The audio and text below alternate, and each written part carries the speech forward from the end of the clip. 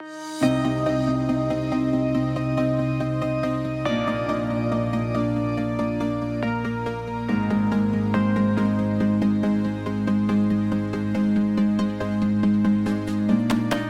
this is your host, Renata Ortega.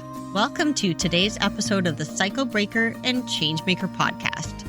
This podcast is all about how to break free from negative generational cycles in order to create meaningful, lasting changes. For helpful tools and answers to your most pressing questions, be sure to follow me on Instagram and Facebook at Cycle Breaker Changemaker. I look forward to helping you on your cycle breaking and change-making journey.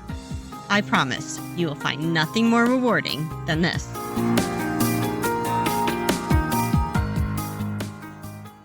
Today's episode is an introduction to not being able to stay present as a trauma response. Are you finding it difficult to stay in the moment? Constantly feeling like your mind is reliving the past or in a constant state of worry about the future? Do you often catch yourself losing focus during conversations because you are preoccupied with other thoughts? Or perhaps you disconnect and disassociate during stressful situations? If so, this might be tied to your trauma history. If you experience any of these things, please know you are not alone, and what you're experiencing is a very real and common response to trauma. So, what exactly does it mean to not be able to stay present? Being unable to stay present or feeling disconnected from here and now often stems from unresolved trauma. This can present itself as mental fog, dissociation, or hyper-awareness of your surroundings.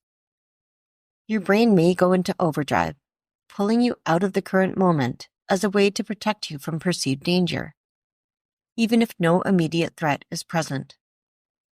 This survival mechanism, while helpful in dangerous situations, can interfere with your daily life, relationships, and overall sense of well-being. So, why does not being able to stay present happen, and how does it impact the negative cycle? Trauma can alter the way your brain processes information. When you've experienced trauma, your mind learns to be hypervigilant, always scanning for threats. This can make it difficult to focus on the present because you're preoccupied with anticipating danger or reliving past experiences. Over time, this cycle can become self-reinforcing. The more you disconnect from the present, the harder it becomes to ground yourself in reality. This can negatively affect your relationships, work, and self-esteem as you feel increasingly detached from the world around you. Here is my story and how not being able to stay present has impacted me as an adult. Due to my traumatic upbringing, I spent all of my formative years feeling like I had to walk on eggshells. I would blame myself for any volatility in the home and constantly try to determine what I had done to cause it. Imagine a young child thinking they could control the world around them and that they were at fault for the abuse they endured. Sadly, this is a very common result of childhood trauma. Because of this, I spent years of my life feeling like I was in a constant state of autopilot.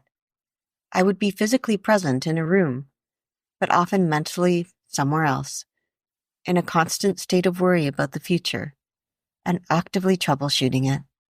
It was as if I was incapable of being fully present at any moment. Moments of pure joy and happiness would quickly be overshadowed with worry. For a long time, I didn't realize the state of being was tied to my trauma. When I finally connected the dots between my trauma and my inability to stay present, it completely changed my life. Understanding that this was a coping mechanism developed in response to past pain gave me the foundation to start healing. So what have I done to break the cycle of how not being able to stay present has impacted me? Step 1. Acknowledgement. This step is fundamental and often repeated throughout my episodes because it is so important. If you don't recognize that there is an issue, you cannot begin to address it. I had to admit to myself that my inability to stay present was part of my day-to-day lived experience, However, it wasn't just who I was. It was a response to my trauma. Once I could name it, I could start to work on it. Step 2. Grounding. I began practicing grounding exercises to help bring myself back to the present moment. This included simple actions like focusing on my breath, naming 5 things I could see around me, or holding onto a textured object in order to anchor myself in reality. These small steps helped me stay connected to the present when my mind wanted to drift to the past or to worrying about an unknown future. Practice with staying present. The first time I made a conscious effort to stay present, I cried. It was such an uncomfortable place for me. I truly felt like an impossible feat. Like anything new in life, you need to develop and exercise the new muscle. Start with small and manageable steps. This can be a 5-minute guided meditation with the intention of staying present during it. Maybe doing a 5-minute craft, 5-minute acting scene, or singing. Exercising your creativity is a wonderful way to help conquer your anxiety. From this, you can build upon it, adding more time and new activities slowly. Practice self-compassion when you inevitably find yourself slipping out of the present moment. Over time, these practices will help you create a greater sense of safety and stability within yourself. Here is my experience and how implementing the steps outlined above led to a positive outcome. When I started acknowledging my trauma response and began to use the techniques I've just shared, I noticed small but meaningful changes. Conversations became easier because I was more engaged rather than having to constantly take physical notes. Ask for sentences to be repeated, or constantly trying to recall what had just occurred and being embarrassed to have to ask for what I had somehow missed.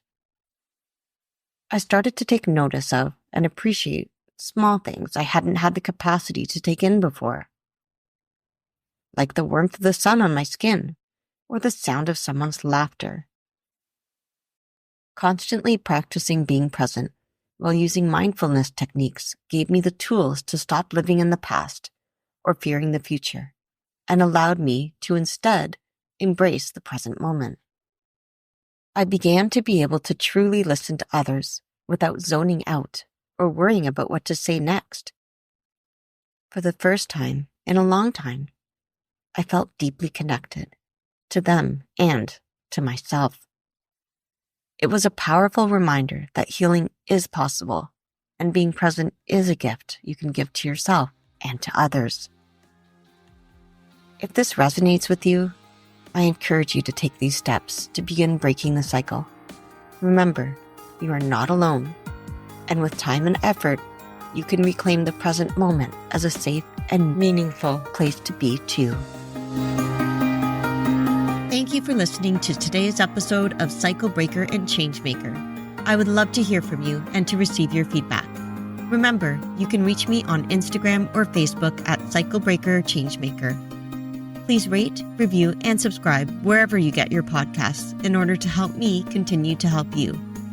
I am looking forward to having you join me for the next episode. Until then, please take care.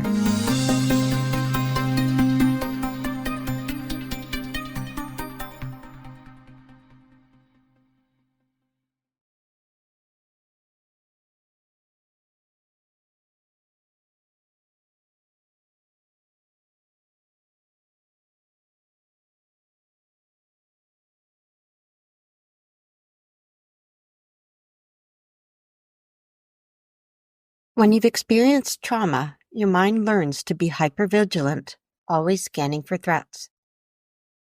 When you've experienced trauma, your mind learns to be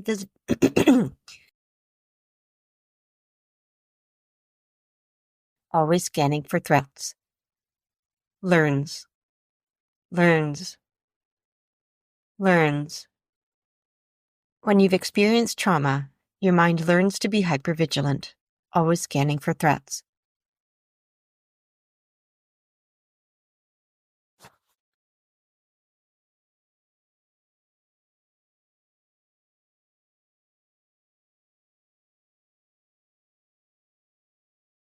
Moments of pure joy and happiness